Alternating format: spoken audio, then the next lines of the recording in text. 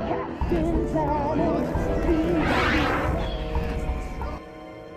going to destroy the forest. We have to do something. Let our powers combine. Earth, fire, Hard! With your powers combined, I am Captain Planet! Go Planet! Okay, once again we're outside of my university here. And this video is for Tina Farber. I've just planted her some sweet marjoram.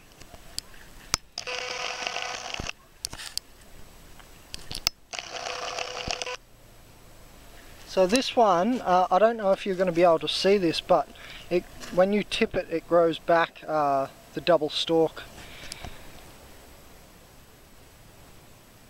So you can see the two little things coming up there.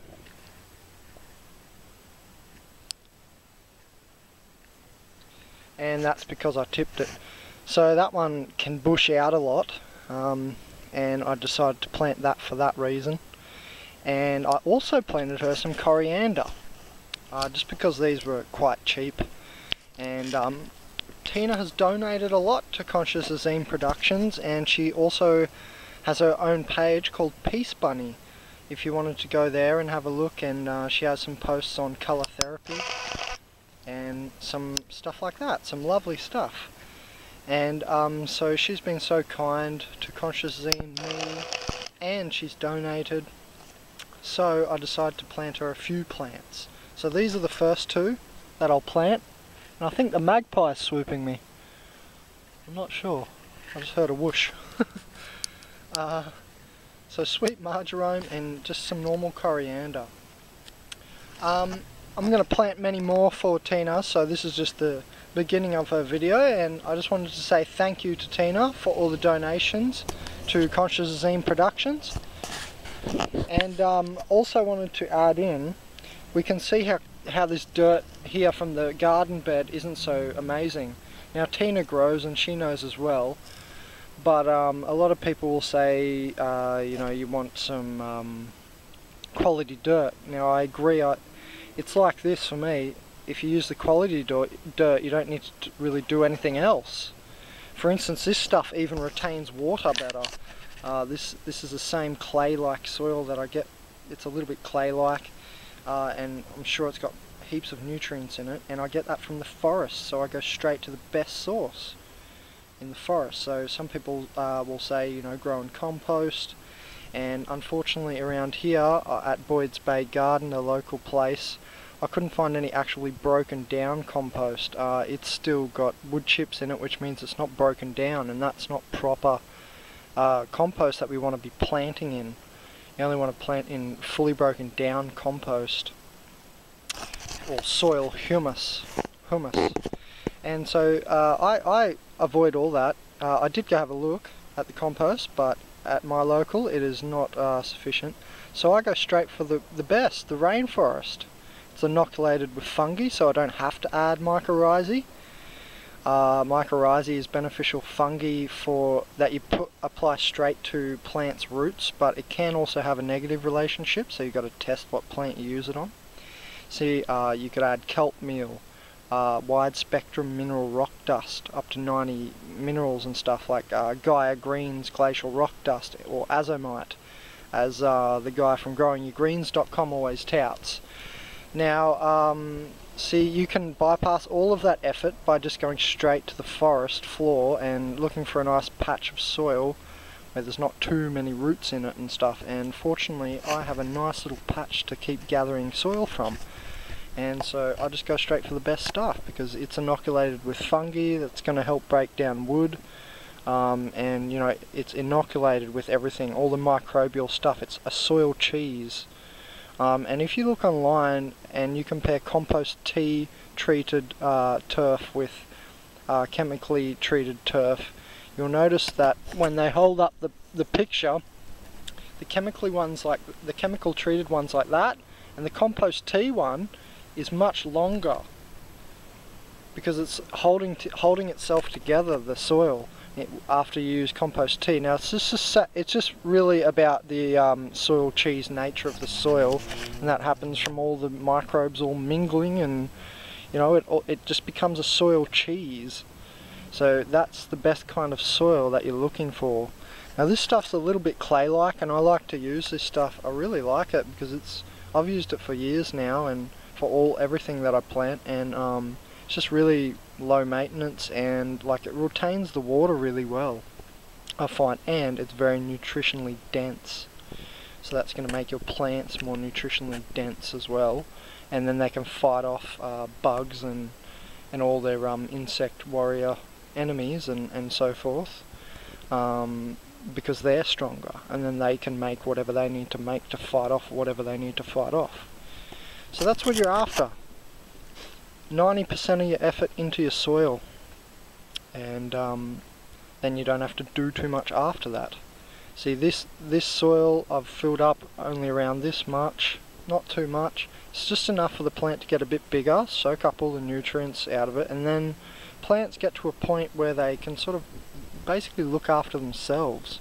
So that's why I use this soil, because I know it every time it's enough to get them through to the stage where they can look after themselves and just live off their photosynthesis or whatever they do. So this is the first part of Tina Farber's video, and thanks a lot for donating, Tina. Oh, and just quickly, I forgot that I had to say, Tina, I'm not planting roses, and I'm not planting squash for you like you requested for, and I'll explain why. So Tina requested I plant the rose tree, and I said okay, I'll have a look, because you can eat rose petals. They're considered a famine food, but you can eat them. And I went to Boyd's Bay Garden, the local nursery, and I said, yeah, I want to get some roses. And then he was saying, are you sure, because there's other better flowers and stuff, and he did talk me out of it, and I agree with the guy, because he was saying, you know, the rose just looks like shit half the year. It's just this stem that's bare, and it only produces roses what, 3 or 6 months of the year, and so it's not all the way around or anything, and it kind of just looks a bit crappy when the rose isn't even there. And then so I thought, okay, well, I bet I would rather plant violas. So the next plants I'm going to plant for you are violas, which are also indigo, which can represent us a bit. Indigo, for everyone who doesn't know, doesn't mean some lost star children or something like this. It's got to do with star children. You have to look into my Angels Birthing Ungaea note on bensnotes.weebly.com for that whole theory. Basically, it takes 13 billion years for that light from that certain star to reach your pineal and then take you back to that time. And so you can see how with star seeds birthing Ungaea, Earth. Anyway, so viola and indigo means in the id go, this notion of the higher self and light body. It doesn't just mean I'm a purple person or a star, some lost star child or something like this. Those theories need a little bit of work. So I'm going to plant violas as a bit of a symbolization for Tina, because I know she's a deep indigo too, and she, like me, would be pissed off that there's no food in the garden and I just had to place food in there. And so thanks, Tina, says the world and me, for putting food there. And so yeah, I'll plant violas, so that's your third plant.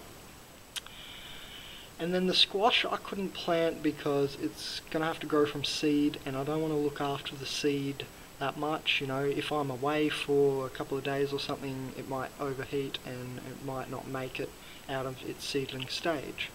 So I don't want to grow anything from seed for these $30 Bandit videos. So I'm going to choose viola for your next plant. And you're going to get a chili plant as well, a rainbow chili plant. So Tina's going to get 4 plants all up, because she's made significant contributions to Conscious Zine over time. And yeah, she actually runs her own page and likes to help people, so I want to help her back, and I'll be laminating on everyone's plants that I plant, I'll be laminating their name and saying courtesy of and insert their name. So I've just got to get a laminating machine or figure out the cheapest option first. Okay, so that concludes this part, and the next parts you'll see in Tina's video. This is dedicated to Tina. Will be me playing violas and then rainbow chilies. Thanks guys. Oh, and remember, in case you don't know what's going on, for $30 I'll basically plant a perennial plant. Perennial is something that keeps coming back year after year. So, you know, like an artichoke or some arugula that I've showed you in my first guerrilla growing that got me going video. These type of things are going to keep coming back, so they're going to keep producing food for people, and that's the main part of this venture and this advent. The whole purpose of this is basically to get us out of this ornamental, mental, psychopathic sort of, we're planting trees just to look at them when we can plant heaps of food trees everywhere, and no one has to die. It will be, the homeless won't have to struggle as much, and so on. And now I started this because I'm actually in this precarious position. I am myself a vagabond or homeless. So I started to see very much how it would be if they were just a little bit worse off than my situation, because I'm getting some sort of wage for studying. So I decided, I bet there's a lot of people out there that could really use some food, so if I start putting food in this garden, I'm sure someone eventually will notice it and also eat at it. And that sort of started the idea of the $30 bandit. So you pay me $30 and you know, you can pay me $50 to plant a more expensive tree. The point is that I'm also on a lowly wage, and I'm doing this to make myself a little bit of extra food money, because I keep getting left short at the end of every second week just before my next payment, and don't have much food. So yeah, and I'm doing it for humanity as well. That's the main reason, and to keep this revolution going and to kick it up a bit, and for some fun, because I'm sure at some point we'll run into a security guard or something like this. So I just want to thank Tina, because these 4 plants are all because of her. Thanks everyone, and if you're interested in having your own video, and you know, I'll gather some info, and I express and extrapolate what I know and add on my adages in each video, and try and make each video a bit different and add something different, some different knowledge, some new stuff I've learned or whatever.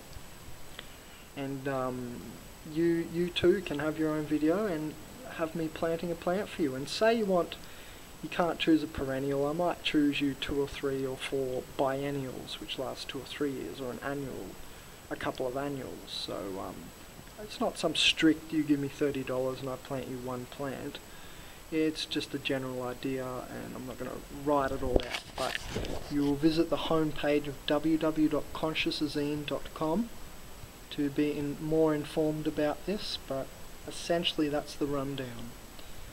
And I'll take people to exotic locations and stuff. This video was not an exotic location shoot. I'm just doing this in the garden at uni. I don't know where I'm going to put the other 2 plants, the rainbow chili or the violas for her. I'll most likely put the violas in here, in the garden bed, because they look nice. And I'm just a little bit worried about pesticide use around here. I did see some pesticide use, and I said to him though, yeah, watch the food plants, and he said, yeah, he's seen them. The thing is, they're still putting the pesticides in the same garden beds, so I'm hoping not too much and not too close to the plants. It didn't look like it. I did watch him for a bit. It didn't look like he sprayed anywhere near the food plants, and he actually said he grew food plants himself. So let's hope we always get the same pesticide spraying guy. But anyway, yeah, so the next ones you'll see me planting is the viola and the rainbow chili.